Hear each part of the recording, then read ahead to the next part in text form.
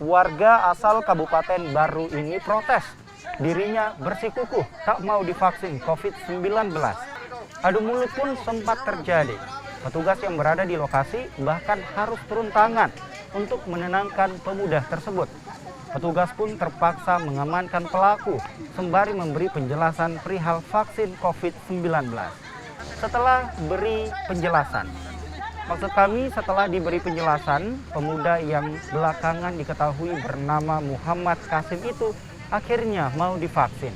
Petugas vaksinasi di Kabupaten Pangkep memang menyasar pengendara yang belum divaksin untuk divaksin COVID-19. Pada dasar awalnya itu dia tidak, kalau kita tanyakan memang dia tidak ingin untuk divaksin. Itu saja, dia tidak ingin untuk divaksin. Dia sampaikan bahwa saya tidak mau divaksin. Tidak tahu penjelasan penyampaiannya, tapi pada dasarnya dia sebenarnya tidak mau, kayak seperti ada sugesti bahwa dia tidak mau, takut terjadi hal yang tidak diinginkan. Alhamdulillah diberikan penjelasan kepada kita anggota Polri, terutama yang anggota Polres kan seluruhnya sudah melaksanakan vaksin dan sampai saat ini juga aman.